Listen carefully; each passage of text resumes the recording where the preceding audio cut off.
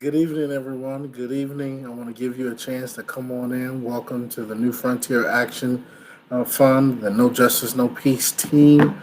We are here. We're back for yet another Sunday.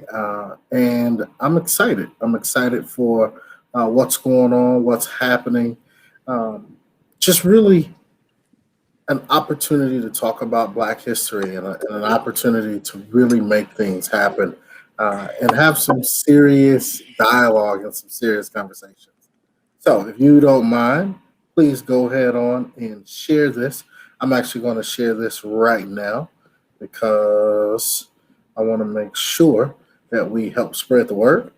And so, go ahead on and share this right now. This is just going to be just a quick little conversation with State Representative Akeo Abdul Samad and myself. We just gonna talk. It's gonna be us having some conversation. We may address some stuff that just on the fly and on the whim, but let's do it. Let's go ahead on. Let's keep sharing. Let's keep sharing, and then we'll go from there. Without further ado, I do want to say this really quick. If you all don't mind, do me a favor. At the end of this broadcast, if you will go to the New Frontier Action, newfrontieraction.com, newfrontieraction.com, and just make a donation today so that we can continue to do these live streams, do these broadcasts, continue to bring you this type of information. So I'm excited. So again, when this broadcast is done, go to newfrontieraction.com. We would love for you to make a donation today. And thank you for all of your continued support that you all have been pouring out so generously to us thus far. Without further ado, a man who needs no introduction. He is a friend, a mentor, a godfather to the community. He's been in the community for a long time now. His name carries a lot of weight in this state, but even nationwide. And I greet him in those words of peace of Assalamu alaikum as we bring on my mentor, Mr. State Representative Akeo Abdul Samad. How are you, sir? Akeo, you there? Akeo, you there? Did we lose him? Hello, I can't hear. You can't hear me? I can't hear you. Ooh. Give me I one could hear second. you before. I can't hear you now. Okay, give me 1 second. Hold on.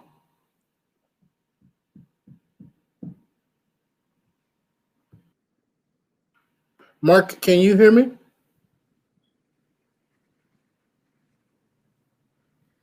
All right, Akeo, it may Okay, be I on cannot. Akeo, it may be on Akeo, it may be on your end. Go ahead, I can Mark. hear you. I can hear y'all just fine. I can hear a KO. I can hear you, Rob. I can't hear. Can you hear Mark, Akeo? When I'm talking to KO, can you hear me okay? No.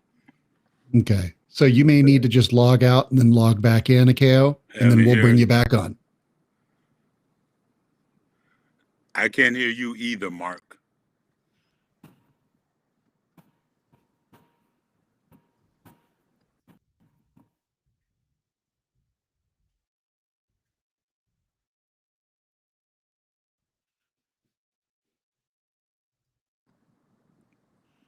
Okay.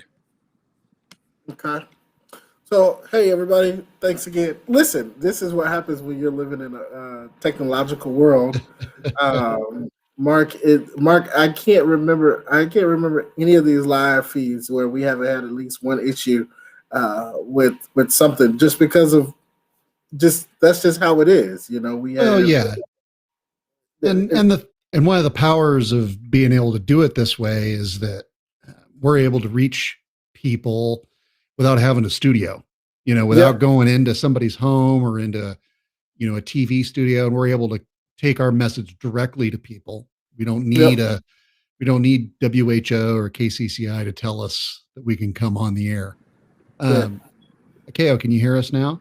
Okay, I still cannot hear. Take your earbuds out. No, it's not. It's not my earpiece. It's the computer. I cannot hear you.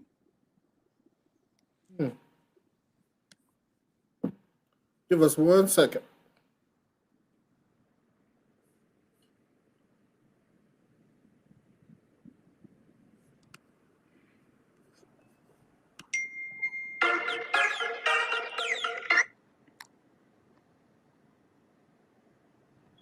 Hey, Rob, I can't hear you at all. I can't hear you or Mark. Turn your sound on and off.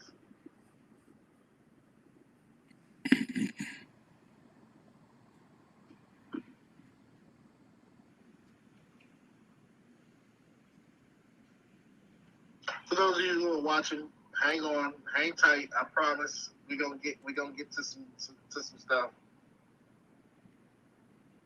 So sorry for the technical. No, it's still not. Wait a minute.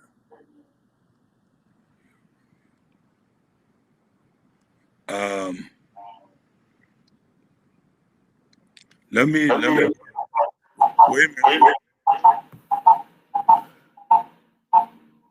All right. So, Rob and Akeo, you should hang up the phone. Here, let me turn off the phone. There.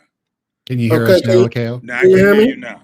Yeah. All right. Wow. All right. We are on. We are on. Woo. Sir, how you doing? You know better now. I thought we were gonna have to do a through the telephone. I was gonna have to talk to you through the phone.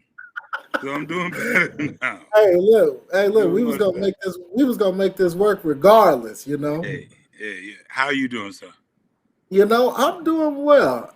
I want to just say to you publicly, I want to tell you thank you. You know, when I got here to Des Moines, you were one of the very first people to help embrace me when I led the Trayvon Martin rally. You was like, hey, I mean, if you're gonna bring folks together, what you bringing them together for? Like, he was like, what's your message? Like, what's your point? And I'll never forget that day that you let me borrow your speakers. You let me borrow your speakers, and you was like, all right, now these speakers cost some money. I need these back. he was like, I need these back. And I was like, yeah, I'm gonna get them back to you. And you really didn't know me back then. This was, you know, this was during Trayvon Martin. We were just getting to know each other at that point, and then you booked the Capitol for us. And we had 1,000 folks. I was looking at that picture the other day. And you remember when we brought the babies, when we took all of the kids. Oh man, up front, bro. Yeah, I remember that. Yeah, we brought, and you know what's even crazier is some of those kids were now a part of helping push when George Floyd happened. Exactly. You watch them grow up, man. Now you know I'm getting like a reverb when you speak. I don't know if you're getting it when I speak. Just to let you know. Oh no, I'm not getting it. I think it's just on your end. Okay, it probably is. You know, with my technical skill, there's no telling what will happen.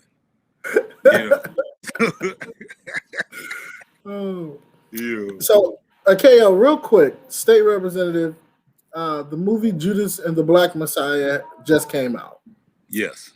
And you know, it brings up a lot of emotion. I sat here, me and my girl sat here in the living room and watched it on our TV, and it brought up, like, it made me feel a certain type of way after what we experienced this summer. Like it really, like, I don't know, it really did something to me. A part of me was angry, and then a part of me was like ready to go on and ready to keep doing this.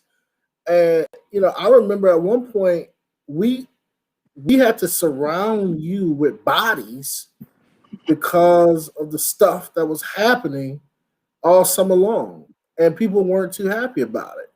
And it's just crazy to me that here we are now, right, in 2021, still talking about this stuff, Yeah. still dealing with it. Well, Like, you know what, Rev?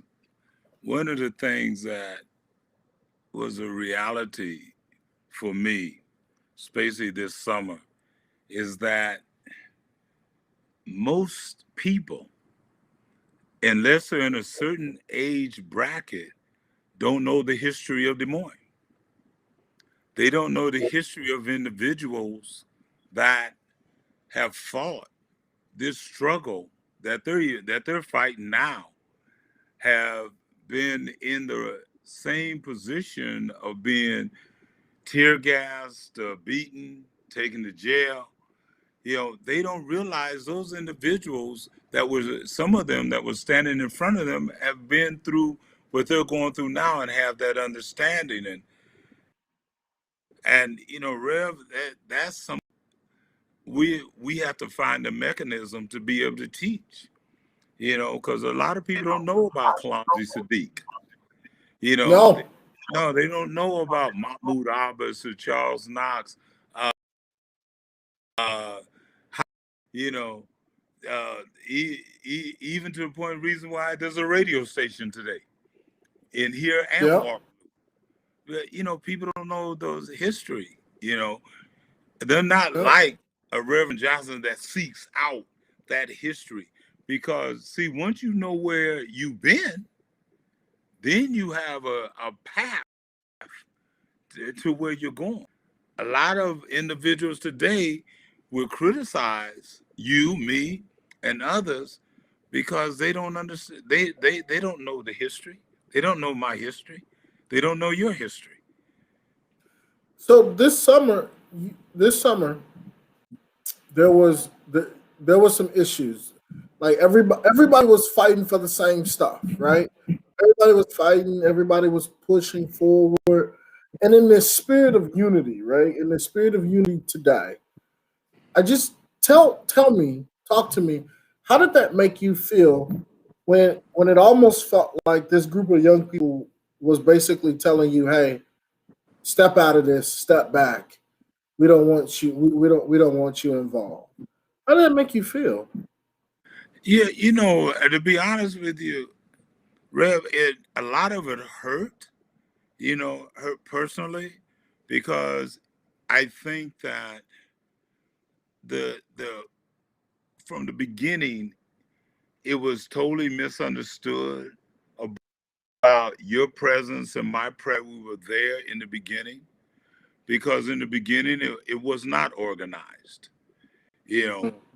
And in the beginning there was, of course, pain and individual confrontational.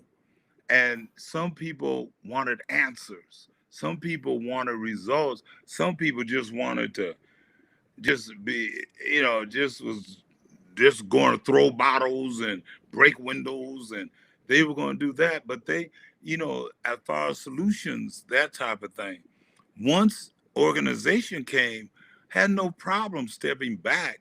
But what hurt most was the jacket then that some of the young people put on a lot of us, and that jacket hurt, because, I look, you know, as I was standing there, you know, with you and others, those 4 nights, it brought back pain and trauma for me because I have been there.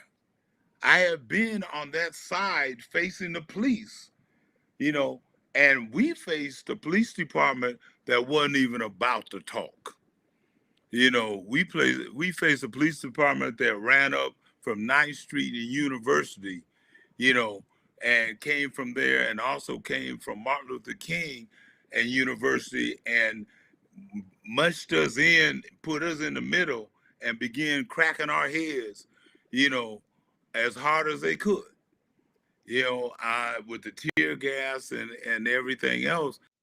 At that time, we didn't have a police chief to reach to. We didn't have a city council to reach to.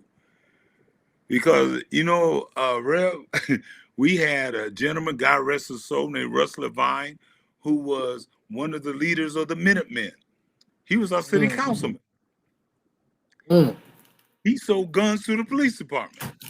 Wow.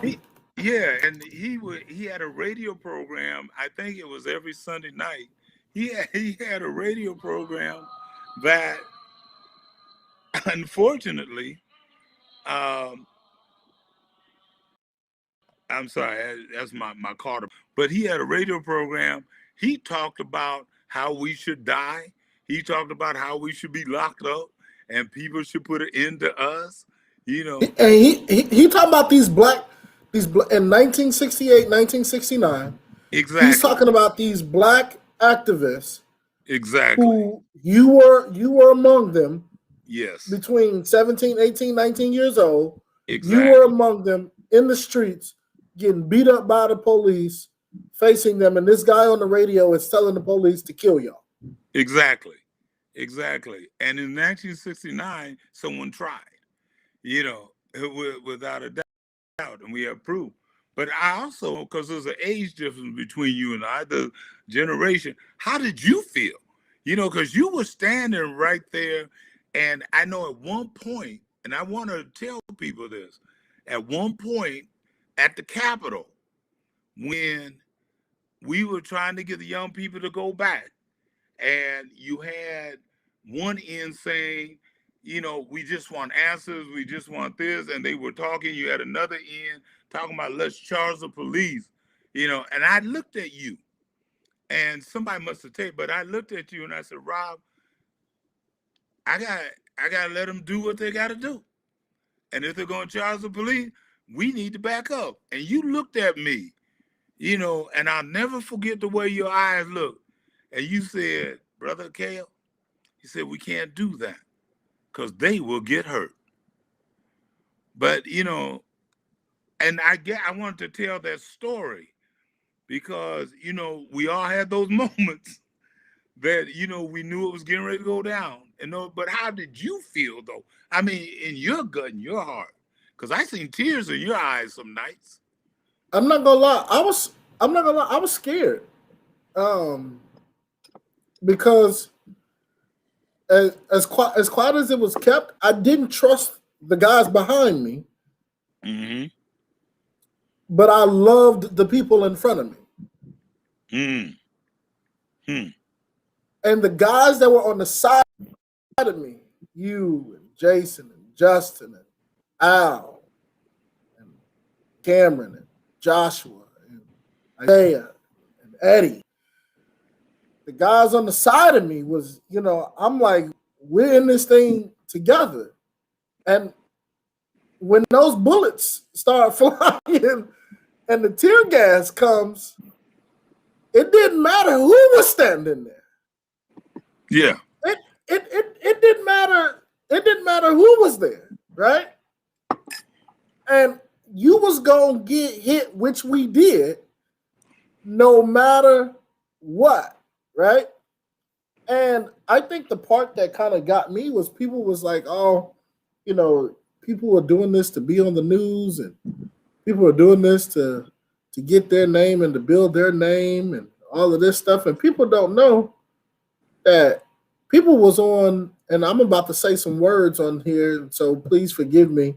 I'm probably gonna get in trouble for this, but it's okay.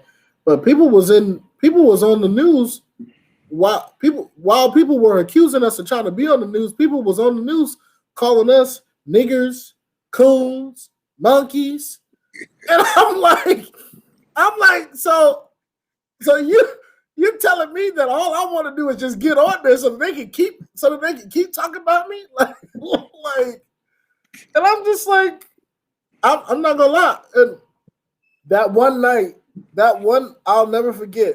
There was one night where I was ready to go, and I was like, and I looked at, and I'll never forget this. I'll never forget this. They had said something to you, and I said, "Okay, don't say nothing." I said, "Okay, don't say a word." And you looked at me and you was like, "Come on now." And I'm like, nah, no, we're no longer talking. And you was like, rah, rah. And I was like, all right. I was frustrated at that point. Like I was frustrated. Like I had allowed my emotion to take over the logic of what was happening in this moment. And I was like, no, but I learned from you in that moment because in the face of being disrespected, you still showed up. You Yeah. still showed up. Like you showed up in a way that really made me want to keep showing up. And I was like, man, and people don't know, and it's really not for them too, but people don't know. Like we was up at 2 o'clock in the morning, like on the phone having conversations about like what are we going to do next? Like how are we going to help bring a resolve or do something like this next? And I'm just like, and so I was scared one night, like that we was gonna get got, and we were gonna be lumped in with everybody else because them boys was following the orders, and that was it. Yeah. Rod, my thing is, each night that I went down and, as I would do my prayer, and once we got there, my position was I didn't know who was going to get us. I didn't know which side was going to be mad and say, we'll get this, from the police officers from behind you know, that were frustrated and they didn't have any history. They didn't know any history. They had no understanding of why these young people were out here, and young adults were here. Some of them had no understanding. Then you had young people in front that had no understanding why we were standing there, and I never forget as individual, talked about you guys are protecting the police, and I don't know why, and why I do, because it wasn't rational thinking at that time, why people thought that they needed protected, you know, they didn't need protected, in fact, I'm with you. I didn't even want my back toward them because I know they didn't need protected, but I also didn't want, as you didn't want, and others didn't want the people in front of us to run into some reality that they weren't ready for. And that may be an assumption, but I know when we were in the street, we ran into some realities that we weren't ready for. You know, we ran up against the police that were in body armor and everything else, and we weren't going to move, and we didn't move. Well, when they shot that tear gas and shot them rubber bullets and was hitting us upside the head with them billy club, that brought a reality to us. The difference was that you had about 4 lines of us that didn't have sense enough to run. See, Mm, but now that we stood there and we put our hands up and put our hands over our head like this, and I can guarantee you, when your hand is like this, it don't stop the billy club from hurting, you know, mm, at all. So we didn't run.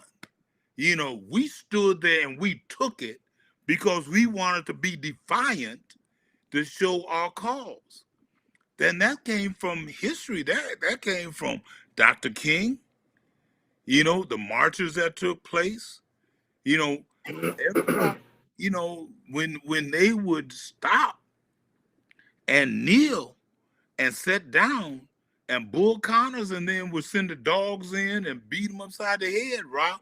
That's our history. That's our history, part of our history of protest. And that didn't just happen this summer. We have a history of protests like that, you know, where individuals stood there and they wouldn't move,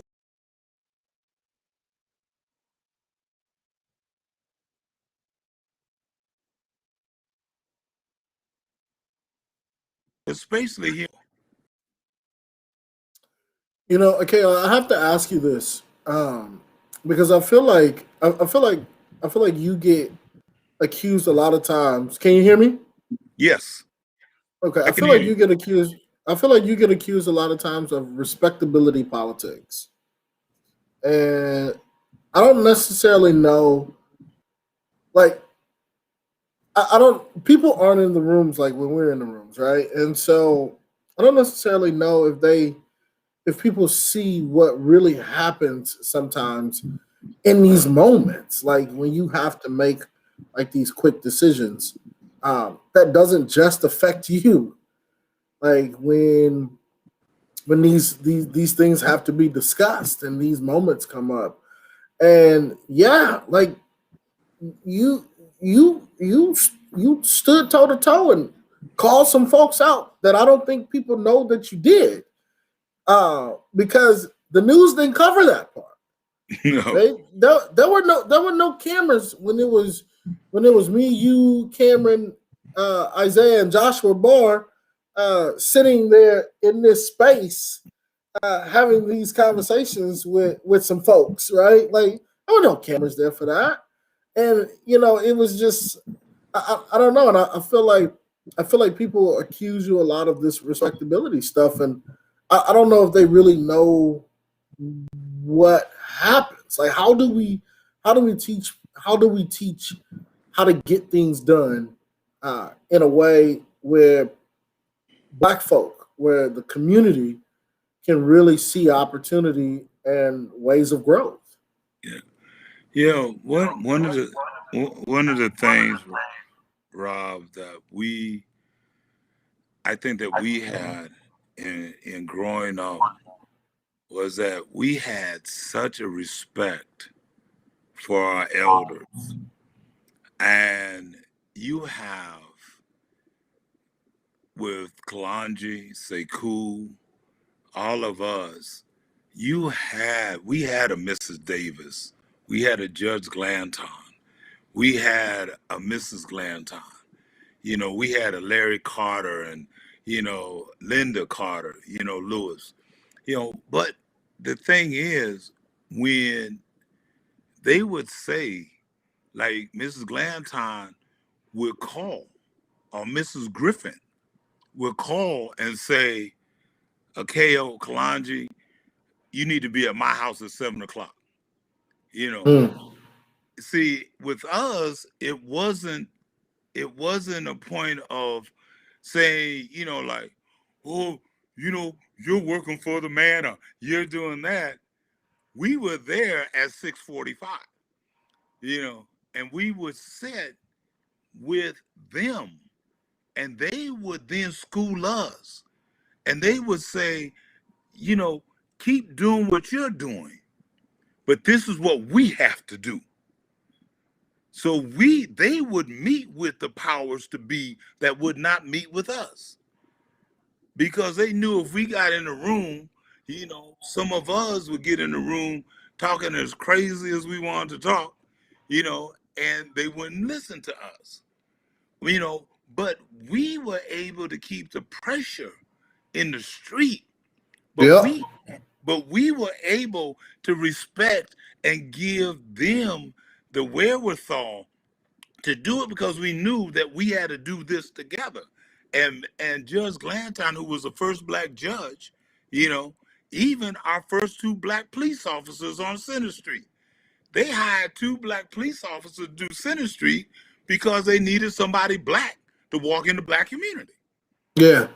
So we respected individuals and what they had to do. Now, and I bring that up because some of us who weren't in the street, weren't in the struggle, we just juveniles, we go down on Center Street, we sneak in the club, you know, Yeah. and Yeah. those same black police officers will come by and say, your mama ain't gonna let you be in this club. They wouldn't take us to jail. But you respect. Now, if you did something crazy, you went to jail. But, we have to understand our history, and how each level works together in our history, Rob.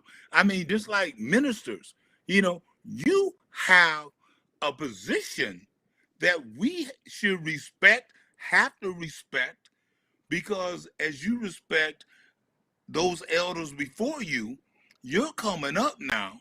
So there's things that we would come to you and sit down and say, Rev, and then you would say, this is who I can talk to. This is what I would do on this end while you're doing it on this end. And I do that now with respect to you because Yep. there's doors you can get in that I can't get in. So I have to respect because you're making history. And and I just want people to think it's not patting each other on the back, it's talking with some real conversation about history and process when we say process. But we got to Yep. do that out of respect for one another. Yeah. Listen, I gotta bring this up. Like we're talking about like like we're talking about like you went through Jim Crow. Like you were living during Jim. Like I need people to understand this isn't so far removed. No, Like Ruby Bridges isn't like far removed. no, Like this like Martin Luther King isn't far removed. no. Like this isn't like my mom was born in 1961. Like and God rest her soul.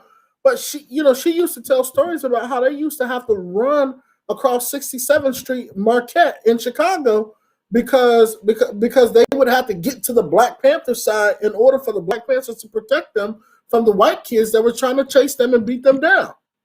Yeah, Right? And like this isn't far removed. Those same individuals that were chasing my mom are your age now. yes, And yeah, they're being elected to office. They're getting jobs in police departments and district attorneys they're judges now, right? They're doctors now. They're nurses now, right?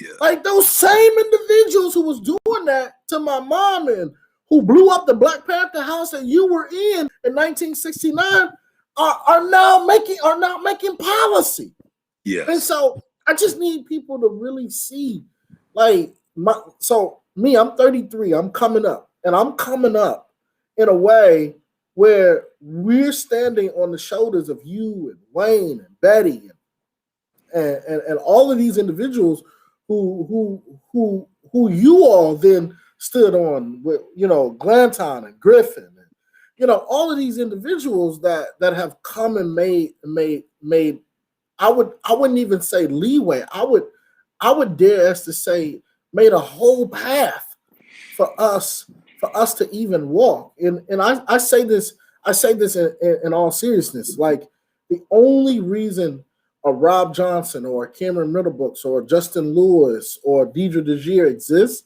is because we now get to walk on the pavement when y'all had to walk on gravel. one of the things that I don't think a lot of people understand, and I don't care what age group, is how important history is. You know, even to the point of, and I don't want to leave the point you just made. I want to come back to it, but even to the point where, I listen to people talking about Black History Month and, oh, they gave us 28 days and we had this and that, and I tell individuals, study your history. You know, when we look at Carter G. Woodson and the history, it started off as Black History Week. And it was the week chosen that had Abraham Lincoln and Frederick Douglass' birthday. It had nothing to do February, the month itself. He wanted to show the dichotomy between the two individuals. Mm-hmm. And so then it became a month, later. But that is why February was taken. Now, why did Carter G. Woodson feel we needed history? Because history was not taught in its true form. The history of our ancestors, and when we talk about African American history, you know, we start when the Mayflower landed on us. You Mm. know, see, we don't go when we talk about history. We need to talk about Mali. We need to talk about Morocco. We need to go back to the continent because that's our history. Haile Selassie's. Yes, that's our history. Now, Kwame Nkrumah, that's our history. So if we go back to our history, then we don't look like our history started when we were brought in as slaves. Mm. That gives you a whole different perspective, a whole different perspective on our lives. When we deal with history, and it's funny when I see, you know, especially terms like black, I kind of chuckle because I remember if somebody called you black, you will get your butt beat. They will Mm. whoop you to death. I'm not black. You know, I'm not black, and the black and the proud came out during the time of Dr. King, when Stokely Carmichael, Kwame Ture, came up and said Black Power.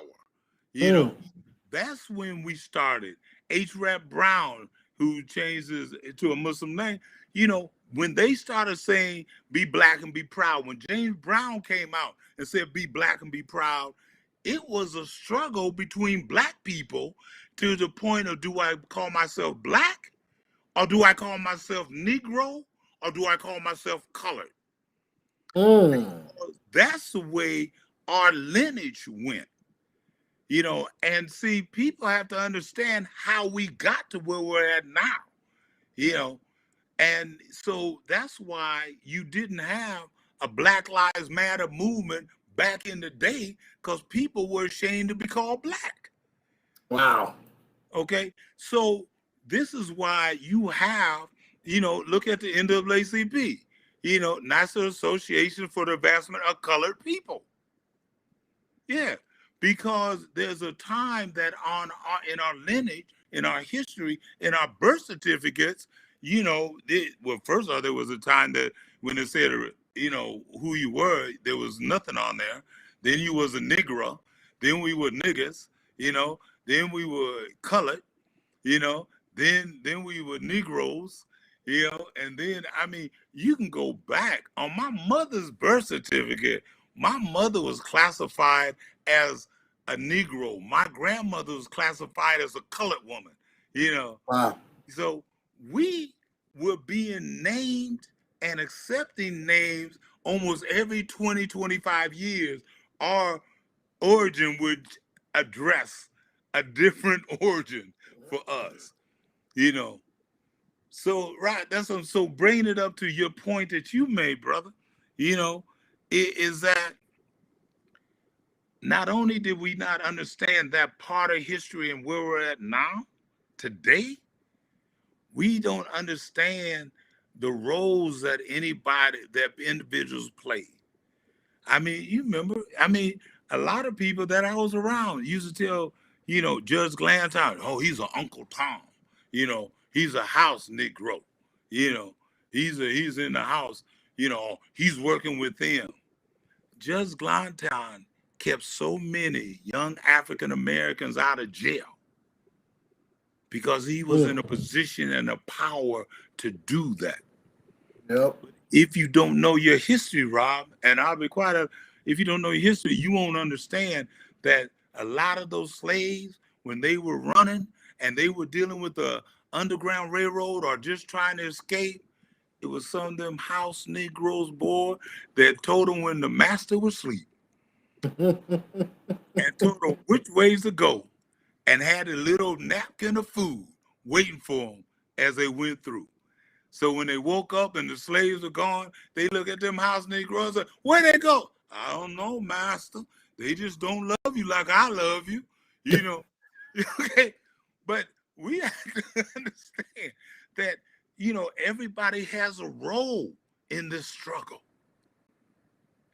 And we just have to identify that role. And everyone that looks like they're not supporting you may be your backbone that's keeping you out there. Yeah, I know we're coming to a close here, so I'm gonna ask you for your final thoughts here in just a moment. Um, but I wanted everybody to understand the reason why we did this show tonight is because I think sometimes when you have two different generations and two different thoughts that are moving in the same direction, it's always good to just have these types of conversations, right? Like your generation and my generation have to work together, and we have to work with the younger generation. In order for progress to be, I would say, long lived. In order for us to really see the needle move, for somebody like my nephew Sheldon, Hmm. right? For somebody like your grandchildren, right? Like, and I brought up that point of those people who were chasing you back in 1968 are now your age. Hmm. They now have grandkids as well, Yes. right? And so now how like we have to stick together in order to move that needle because there's going to be more stuff that come up. Racism didn't start with Donald Trump and Barack Obama, right? No. Like and it's not going to end and it's not going to end with them either. I know if for those who voted in this last election, it may have felt like, man, whoo, we got rid of something. But all we did was the face. Now Hmm. we gotta really work hard to get rid of what we wanted to get rid of because getting rid of racism means ending the policies that help benefit racist beliefs, Yes. that help benefit racism in itself. And in order to do that, we need elected officials. We need people to run for the district attorneys. We need judges. We need economists. We need small black-owned businesses. We need Hmm. activists. We need hair. We need our barbershops, our salons, our restaurants. In order for us to really do this thing, we need our bars, our nightclubs, our lounges, right? Like we need all of this stuff in order for us to continue to build unity from community. And in order for us to really change policy, all of this stuff is needed. Um, so I just wanted to really point that out and say thank you. I do want to offer you a moment here to give us your final thoughts before we close out. There was a time that we were in the Panther headquarters, and the police and the sheriff's department on 11th Street, right off of University, had us pinned down, and they had the shotguns drawn, and they were waiting for the order to shoot. And there was several of us pinned down in the Panther headquarters at that time. And I bring that up because once individuals found out it was the Glantons and others that went to a meeting down at Model Cities where the police chief and others were and interrupted the meeting and sit there and challenged them there why they had us pinned down and was getting ready to shoot us up, in the Mm, Panther quarters. We couldn't do that, Rob, you know, but the elders that were in those positions, they came forward and they challenged the system. And we didn't have social media. We had no video cameras. We didn't have anything that would have showed you later why a Kale's laying there like this with bullet holes in it. mm, We didn't have none of that. We had to go with what we had then. But it was those individuals, and that's why we learned to respect individuals in those positions. And when I decided to run for office, I didn't jump out there and just run on my own, Rob. I sat down, they pulled me in. There was Reverend Ratliff, Linda Carter Lewis, Reverend Lewis. There was a whole Marianne Spicer, individuals that were there and I went to school. And they made me go to like a class every Saturday morning. And I had a book, a stack of stuff and homework as they prepare me how to raise money, what to run, what to do. They set that up. We need to do the same thing. But I want to say, Rev, and I say this to you, let me say this to you and people listening. Brother, you be careful. Because the same climate that I saw developing before the bombing is the same climate that's developing now. Wow. That the government, the powers to be, sanctioned the death of individuals by their action. By their word, they would say, we don't want violence. By their action, they sanctioned it. And we're seeing that history repeat itself today. That's why I would tell Bruce, I would tell all the young individuals, this is what we're looking at today, and not those who want to be leaders, not those that are running around, some of them wannabes are more dangerous than the bees, So, yeah, I'm talking about, those that, Matthew Bruce and you and Al Wambo and others, Adidra and so that are taking those steps, that assassination of Dr. King and Malcolm and Medgar Evers and all of our leaders, that didn't come out of somebody waking up one morning. A climate was set up, and then the plan was implemented. Fred Hampton. And that's what the movie, is about. And here's the thing: what people don't understand, Fred was a friend of mine. Little Bobby Hutton was a friend of mine. Yeah, y'all were the same age. Yeah, these are friends of mine. These are Panther headquarters from Chicago to Kansas City to Minnesota that we traveled in. These are the circles we traveled in. So I just want to say that to be careful. Don't underestimate the powers to be, because you do have good allies, you have good people, but you have those, as we've seen January 6th, that have a different agenda. And that is a reality. Now, that's real conversation. Thank you, Reverend, for everything you do and continue, and, just, I think as Minister Farrakhan said one time, and I say this to those who are listening about you and Al and everything, don't lay a hand on these brothers and sisters. Don't do that. I'm telling you, don't do that. Don't hurt them. Struggle. Matthew Bruce and I, don't let them fall short like our leaders have before. Don't do that. This is not the time. This is the time for us to work through and correct those situations. And I want to be real clear, that's not a threat. And so I don't want nobody saying I was with Reverend Rob Johnson threatening people. No, I'm just telling you, there's a greater power that you have to deal with now than what you ever believed. Thank you, brother. Thank you. State Representative Akeo Abdul Samad. Hey, man, I greet you in those words of peace. Assalamu alaikum. Wa alaikum assalam, brother. Thank you, sir.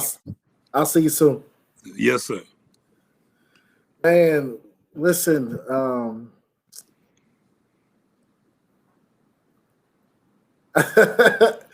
it's moments like this where it's like I would look back a few years from now. I'm gonna look back on these conversations and I'm gonna be grateful and touched that we were able to share moments like these. Not very often do you have these moments with people who have really walked the walk out here and really beat the streets. And so I want to shout out everybody in the movement. I want to shout out our young people with the Black Liberation Movement and everything that they're doing. I want to shout out Justin Lewis and everything he's doing with Des Moines Selma. I want to shout out Betty and Cameron and Victoria with the NAACP and what they're working on, the ACLU. I want to shout out all of our white allies, those who have stepped forward and decided that you no longer want to be silent.